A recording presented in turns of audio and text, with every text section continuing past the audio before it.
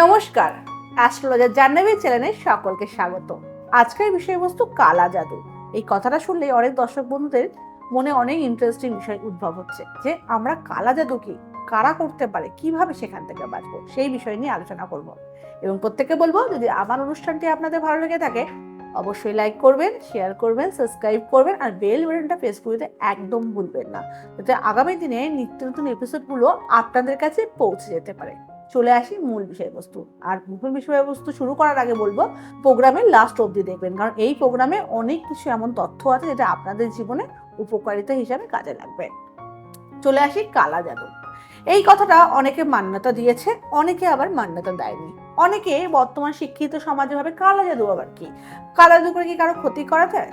প্রথমে বলে রাখি, কালা জাদু এই শব্দটা আমাদের অথর্ববেদ পড়লে এইখানে কিন্তু স্পষ্ট লেখা আছে। ওই অথর্ববেদে পুরো কালা জাদু সম্বন্ধে স্পষ্ট লিখে দেওয়া হয়েছে যে যখন কোনো মানুষের উপর হিংসা পরায়ণ হয়ে যায়, তখন নানানভাবে তন্ত্র সাধনা করে, তন্ত্রক্রিয়া করে মানুষের ক্ষতি সাধন করতে পারে। এমন ক্ষতি যেটা সাময়িক মানুষকে নানানভাবে কর্ম থেকে শুরু করে শারীরিক সমস্যা অবধি ক্রিয়েট করতে পারে।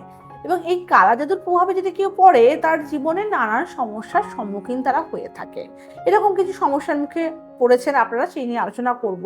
কিন্তু একটা কথা বলে রাখি, কালা জাদু আবার অনেকে যাদের সাথে ঘটেছে তারা প্রচন্ড রকম ভাবে মানে। কালা জাদু ঘটলে বা কালা জাদু করা হলে বেশ কয়েকটি সিম্বলে আপনারা বুঝতে পারবেন যে আপনাদের উপর কালা জাদু বা ব্ল্যাক ম্যাজিক করা হচ্ছে। প্রথমত বলি, কালা জাদু কারা করে। কালা জাদু করে আপনার চেনাশোনা পরিবারের কিছু কাছের মানুষ, যারা আপনার উপর হিংসা পরায়ণ, যারা আপনার সুখ স্বাচ্ছন্দ্য তারা মেনে নিতে পারছেন না এবং মনে করবেন যে আপনাকে হিংসা করছে মানে আপনি সত্যি একজন সাকসেসফুল মানুষ। কারণ একজন সাকসেসফুল মানুষ ছাড়া কেউ কাউকে হিংসা করে না। যে মানুষটা পাগল, রাস্তায় ঘুরে বেড়ায়, যার কোনো মানুষের কাছে ডিমান্ড নেই, সেই মানুষকে কখনো কেউ কাউকে হিংসা করতে দেখেছো? দেখোনি। তাহলে হিংসাটা কেন তোমার উপর করছে? তার মানে তুমি তোমার জীবনে চলার পথে একদম সক্ষম ব্যক্তি, যে তুমি নিজেকে প্রতিষ্ঠা করতে পেরেছো এবং তোমাকে দেখে লোকের হিংসা করতে ইচ্ছে করছে। তো এই কালা জাদু তারা করতেই পারে।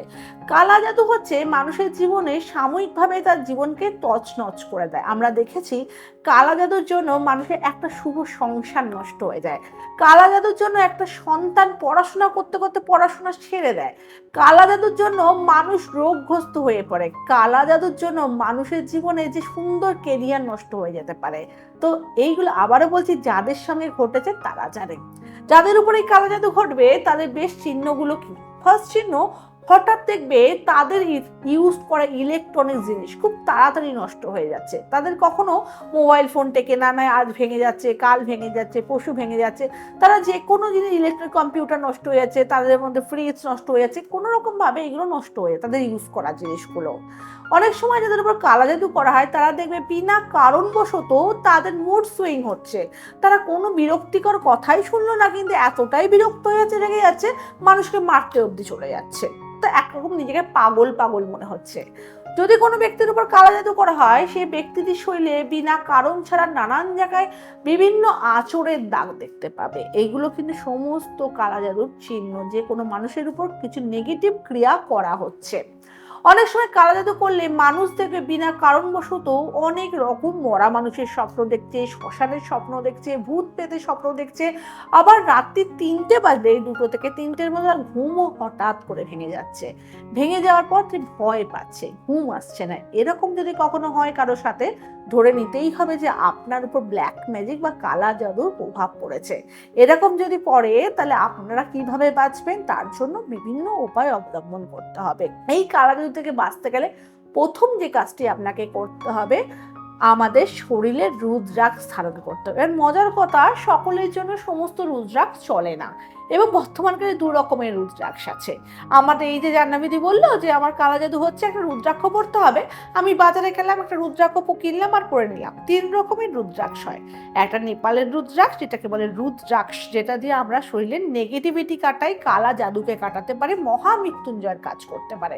এই রুদ্রাক্ষগুলো আমরা ন্যাচারালি নেপালের দানা থেকে পেয়ে থাকি, খুব কস্টলি রুদ্রাক্ষ হয়ে থাকে। একরকম রুদ্রাক্ষ হয় ভদ্রাক্ষ, সেটা ভারতে তৈরি হয় গাছটা, ভদ্রাক্ষকে টাকাতেই রুদ্রাক্ষ বলে বিক্রি করে, সেটা তো উল্টে ভালো না, উল্টে ক্ষতি।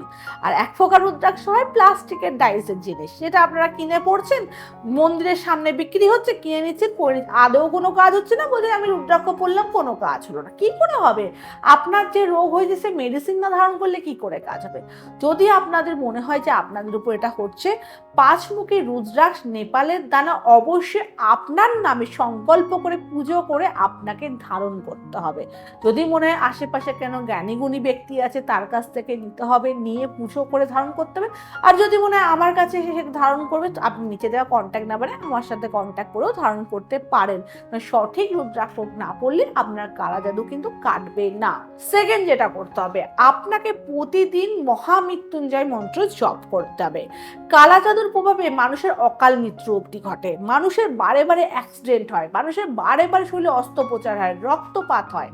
এরকম যদি আপনার সঙ্গে ঘটে থাকে তাহলে অবশ্যই আপনারা ইমিডিয়েটলি আপনাদের কিন্তু কি করতে হবে, মহামৃত্যুঞ্জয় মন্ত্র প্রতিদিন জপ করতে হবে। ভোলেনাথকে কালো তিল দিয়ে অভিষেক করতে হবে, তাহলেও কিন্তু আপনাদের কালা জাদুর এফেক্ট অনেকটাই কেটে যাবে। বলা হয় যে ভোলে বাবার পুজো করে, যে মহাদেবের মহামৃত্যুঞ্জয় জপ করে, তার জীবনে কোনো নেগেটিভ এফেক্ট বা কালা জাদু কাজ করতে পারে না, মহাদেব প্রবেশ করতে দেয় না। 3 নম্বর, কালা জাদু থেকে বাঁচতে গেলে সব থেকে মুখ্যম উপায় যেটা আমরা সকলে সহজভাবে করতে পারি, সেটা হচ্ছে বগলামুখী কামাখ্যা মা কালীর পূজা। যে জাতক বা জাতিকারা মায়ের পুজো করে বা মা কালীকে আরাধনা করে বা মাকে স্মরণ করে বা মায়ের মন্ত্র জপ করে, কিছু মন্ত্র মনে থাকুক না থাকুক, বলে ওং গং গণপত্যায় নামে গণেশের মন্ত্র, আর বলবে ওং ক্রিং ক্রিং ক্রিং দক্ষিণা কালিকায় ক্রিং ক্রিং স্বাহা, এই মন্ত্রটি জপ করবেন মনে মনে। দেখবেন আপনাদের জীবন থেকে কোথায় কালা জাদু কেটে যাচ্ছে, কোনো নেগেটিভ এফেক্ট আপনার জীবনে প্রবেশ করতে পারছে না। আপনি কিন্তু প্রচন্ড স্ট্রং মাইন্ডেড মানুষ হবেন আর সেইখান থেকে বেরিয়ে আসতে পারবেন। 4 নম্বর মোক্ষম উপায়, সেটা হচ্ছে আপনার মনকে স্থির রাখুন। যদি আপনি চান আপনি মন থেকে স্ট্রং আছেন, প্রতিদিন সকালবেলা উঠে আপনি ধ্যান করছেন বা মনোনিবেশ করছেন, গুরুকে স্মরণ করছেন, মা বাবাকে স্মরণ করছেন, মন থেকে আপনি যদি মনটাকে সঠিকভাবে পরিচালনা করেন, স্ট্রং রাখে যে আমার কেউ ক্ষতি করতে পারবে না, আমি সেই ক্ষতিটা আটকাতে পারবো, এই জায়গাটা যদি আপনার মধ্যে কনফিডেন্স থাকে এবং গ্রহগত প্রতিকার যদি আপনার মধ্যে থাকে, কোনোভাবেই কালা জাদু আপনার কোনো নেগেটিভ ফল দিতে পারবে না। সাময়িক সমস্যা করতে পারে, তার জন্য জানার ভিডিও অবশ্যই আছে, আমার সঙ্গে কন্ট্যাক্ট করে দিতে পারেন নিচে দেওয়া নাম্বারে। কিন্তু এই টোটকাগুলো আপনারা মানলে কালা জাদু থেকে অনেকাংশে আপনাদের নিজেদেরকে প্রোটেক্ট করতে পারবেন। এবং প্রত্যেককে বলবো, আজকের এই এপিসোডটা যদি ভালো লেগে থাকে অবশ্যই লাইক করবেন, শেয়ার করবেন, সাবস্ক্রাইব করবেন, আর বেল বাটনটা প্রেস করে দিতে ভুলবেন না, যাতে আগামী দিনে নিত্য নতুন এপিসোডগুলো আপনাদের কাছে পৌঁছে যেতে পারে। সকলে ভালো থেকো, সকলের মঙ্গল হোক। জয় মা তারা। নমস্কার।